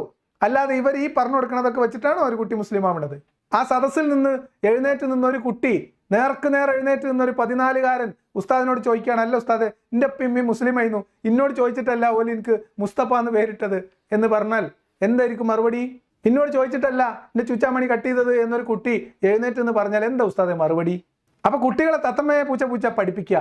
അതിന് ആദ്യം ഖബറിൻ്റെ ഒരു ഫോട്ടോ, മരിച്ചു കഴിഞ്ഞാൽ ശരീരം അഴുകുന്നതിൻ്റെ ചില ദൃശ്യങ്ങൾ, ഇതൊക്കെ പറഞ്ഞ് കുട്ടികളെ തലച്ചോറിൽ ഭയം കുത്തി നിറക്കുക. ഊസറും പുളി ഉണ്ടോ എന്നാണ് നിങ്ങളോട് ചോദിക്കാനുള്ളത്. മതത്തിന്റെ പോരിശ കുട്ടികളോട് കാര്യങ്ങൾ വിശകലനം ചെയ്യാനുള്ള പക്വതയെത്തിയ കുട്ടികളോട് വിശദീകരിച്ചു കൊടുക്കാനും അവരുടെ ചോദ്യങ്ങൾക്ക് കൃത്യമായി മറുപടി കൊടുക്കാനും എന്തുകൊണ്ട് ഇത് ഏറ്റവും മികച്ചതാണ് എന്ന് അവരെ ബോധ്യപ്പെടുത്താനും കഴിയാതെ കഴിവ് കെട്ടുപോയ ഒരു മതനേതൃത്വം കുഞ്ഞുകുട്ടികളെ ഹാളിൽ പിടിച്ചിരുത്തിയിട്ട് ഭയം കുത്തി നിറച്ചിട്ട് അതിനു മുകളിൽ ഇവർക്ക് കൃത്രിമമായ ഒരു ഉത്തരം പറഞ്ഞു കൊടുക്കുക. ഒരാള് ഈ വീഡിയോ തുടങ്ങുന്നതിന് മുമ്പ് കമന്റ് ബോക്സിൽ എഴുതി നയിച്ചു തിന്നൂടെ ചങ്ങായിയെന്ന്. ഊസറും പുളിയുണ്ടോ ഉസ്താദുമാരെ? ഉണ്ടോ? എങ്ങനെയാണോ നിങ്ങൾ കുട്ടികളെ മതത്തിൽ പിടിച്ചു നിർത്താൻ നോക്കുന്നത്? ആണോ? നിങ്ങൾക്ക് ഇതല്ലാതെ ഈ പ്രോഗ്രാമിന്റെ 5.5 മണിക്കൂർ വീഡിയോ കണ്ട ഒരാളാണ് ഞാൻ നിങ്ങളോട് പറയുന്നത് കൃത്യം പാക്കേജാണ്. സൈക്കോളജിക്കലി കുട്ടികളെ എങ്ങനെയാണ് ഈ ഭയത്തിന് അടിമപ്പെടുത്തേണ്ടതെന്നും ഏത് നിമിഷത്തിൽ ഏത് സമയത്ത് ഏത് വിഷ്വൽ കൊടുത്ത് കുട്ടികളെ മനസ്സ് പാകപ്പെടുത്തിയിട്ടാണ് കുട്ടികൾ ഇസ്ലാമിൽ നിൽക്കുന്നത് അഭിമാനമാണ് എന്ന് അവരെ കൊണ്ട് ബോധ്യപ്പെടുത്തേണ്ടത് എന്നും അവർക്ക് കൃത്രിമമായ ഉത്തരങ്ങൾ അവരുടെ അണ്ണാക്കിലേക്ക് തിരികെ കൊടുക്കേണ്ടത് എന്നും പ്ലാൻ ചെയ്തിട്ടുള്ള ഒരു പരിപാടിയാണ്. എന്നിട്ട് വലിയ കൊമ്പത്തെ ഉസ്താദുമാര് വന്നിട്ട് പറയുകയാണല്ലോ, ഇസ്ലാമിൽ നിന്ന എൻ്റെ ആരോഗ്യത്തിന് അള്ള പ്രാധാന്യം കൊടുത്താണ്, എൻ്റെ ജീവന് ഭയങ്കര സുരക്ഷിതത്താണ്, ഇസ്ലാം എന്ന് പുറത്തുപോയാൽ ഇത് രണ്ടും ഇല്ലാന്നാണ്. ഞാൻ എൻ്റെ ജീവിതത്തിൽ ഇന്ന് വരെ, നേരത്തെ ആൾ ചോദിച്ചാലോ 2 സിപ്പർ എത്ര പെഗ്ഗാന്ന് എനിക്കറിയില്ല, പൊന്നാര ചങ്ങായിമാരെ, ഞാൻ കുടിച്ചിട്ടില്ല. നിങ്ങൾ ഈ പറഞ്ഞ ഹറാമുകൾ, ദേഹേച്ഛകൾ, ഞാൻ മുഹമ്മദ് നബിയുടെ അനുചരനായിരുന്നെങ്കിലും ഒരു കാലത്ത് മുഹമ്മദ് നബിയെ പോലെ തൽപരകക്ഷിയായിരുന്നില്ല. മുഹമ്മദിന്റെ അനുചരനായ ഉമറിനെ പോലെ ഒരു കുടികാരനും ആയിരുന്നില്ല. ഞാൻ ഇപ്പോഴും കുടിക്കാറില്ല, ഞാൻ ഇപ്പോഴും വലിക്കാറില്ല. എനിക്ക് നേരത്തെ പറഞ്ഞ ദേഹേച്ഛയുടെ അസ്ക്യതയും ഇല്ല. ഞാൻ ഇസ്ലാം ഉപേക്ഷിച്ച് വർഷം എത്ര കഴിഞ്ഞു ഉസ്താദെ? എന്താ ഇതിനൊക്കെ പറയാ? ഇതൊക്കെ പോട്ടെ, നിങ്ങളിതൊക്കെ മായ്ച്ചളി, ഇതൊക്കെ വിട്ടുകളി. ഇനി വരാനുള്ളതാണ് വലുത്. എന്താണ്? ഇപ്പം 2 കാരണമായി, 4 കാരണം ഉസ്താദ് പറയും. 2 കാരണം, കുട്ടികൾ proud to B a Muslim. ആ കുട്ടികൾക്ക് തോന്നി ഇതുകൊണ്ടൊക്കെയാണല്ലേ നമ്മൾ മുസ്ലിം ആയത്, എന്നാൽ കുഴപ്പമില്ല എന്നാണ്. ഇനി ആര് വന്നാലും നമ്മൾ നോക്കിക്കോളാം ഉസ്താദെ എന്നുള്ള അവസ്ഥയിലാണോ കുട്ടികൾ? അങ്ങനെയാണെങ്കിൽ വേദിയുടെ ഇടതുവശത്തിരിക്കുന്ന പെൺകുട്ടികൾക്കായി അടുത്തത് വരികയാണ്. അടുത്ത ഉദാഹരണം, എന്തുകൊണ്ട് നിങ്ങൾ മുസ്ലിമായി, എന്തുകൊണ്ട് നിങ്ങൾക്ക് ഇസ്ലാം മതം ഉപേക്ഷിച്ചു കൊടുകൂടാ? അപ്പം 3ാമത്തെ കാരണം നിങ്ങൾക്ക് ഗസ് ചെയ്യാൻ പറ്റുന്നുണ്ടെങ്കിൽ പറയും. 3ാമത്തേത്, സ്വാതന്ത്ര്യവും സുരക്ഷയും ഒന്നിച്ചു വന്നു. ഏതൊക്കെയാ വന്നത്? സ്വാതന്ത്ര്യത്തിന്റെയും സുരക്ഷയുടെയും വിഷയം ഒന്നിച്ചു വന്നാൽ നമ്മുടെ മതം പ്രാധാന്യം കൊടുത്ത ഏതിനാണ്? സ്വാതന്ത്ര്യത്തിനല്ല, സുരക്ഷക്കാണ്. ഒരു ഉദാഹരണം പറയൂ. ഒരു ഉദാഹരണം പറയും. നമ്മുടെ മുമ്പിൽ ഇപ്പം സ്വാതന്ത്ര്യവും സുരക്ഷയും ഒരുമിച്ച് വന്നു. ഇസ്ലാം പ്രാധാന്യം കൊടുക്കുന്നത് സുരക്ഷയ്ക്കാണ്. ഒരു ഉദാഹരണം പറയൂ. ഒരുപാട് ഉദാഹരണങ്ങളുണ്ട്, നിങ്ങൾ ഒരു ഉദാഹരണം പറയും, ഇല്ലെങ്കിൽ ഉസ്താദ് പറയും. സ്വാതന്ത്ര്യത്തിന്റെയും സുരക്ഷയുടെയും വിഷയം ഒന്നിച്ചു വന്നാൽ സുരക്ഷക്കാണ് പ്രാധാന്യം, സ്വാതന്ത്ര്യത്തിനല്ല ഇസ്ലാമിൽ. ഒരു ഉദാഹരണം പറയൂ. പറയൂ. സ്വാതന്ത്ര്യത്തിന്റെയും സുരക്ഷയുടെയും വിഷയം ഒന്നിച്ചു വന്നാൽ ഇസ്ലാം പ്രാധാന്യം കൊടുക്കുന്നത് സുരക്ഷക്കാണ്, സ്വാതന്ത്ര്യത്തിനല്ല. ഒരു ഉദാഹരണം. ആ ഉദാഹരണം അറിയാവുന്ന ഒരു കമന്റിലായത്. ഒരുപാട് ഉദാഹരണങ്ങളുണ്ട്. ഉദാഹരണം അറിയാവുന്നവർ എഴുതുക. ഇവിടെ മുതൽ നമ്മൾ ബാക്കി നാളെ പറയാം. ഇന്ന് ഒരുപാട് സമയം ദീർഘിച്ചു പോയത് കൊണ്ട് നമ്മളിതിവിടെ അവസാനിപ്പിക്കുകയാണ്. സ്വാതന്ത്ര്യവും സുരക്ഷയും ഒരുമിച്ച് വന്നാൽ ഇസ്ലാം സുരക്ഷയ്ക്ക് മുൻതൂക്കം നൽകി. കാരണം ഇത് ആൺകുട്ടികൾ ഒരു ഭാഗത്തും പെൺകുട്ടികൾ ഒരു ഭാഗത്തും ഉണ്ട്, മറകെട്ടിയിട്ടില്ല, കുറച്ച് പുരോഗമനമൊക്കെ ഉള്ള ഒരു പരിപാടിയാണ്. എങ്കിലും ഉത്തരം അറിയാവുന്നവർ കമൻറ്റിൽ എഴുതുക. ഇതിലും മികച്ച ഉദാഹരണങ്ങൾ സ്വപ്നങ്ങളിൽ മാത്രം എന്നാണ്. ആ വിഷയം തൊട്ട് 2 വിഷയം കൂടി ഉസ്താദ് പറയുന്നതാണ് പറയുന്നത്. ഇനി പറയാൻ പോകുന്ന 2 വിഷയങ്ങളും കൂടി ചേർത്ത് ഉസ്താദ് ഒരു 30 മിനിറ്റ് പറഞ്ഞിട്ടുണ്ട്. എന്തായാലും അത് വിശദമായി തന്നെ നമ്മൾ നാളെ പരിശോധിക്കും.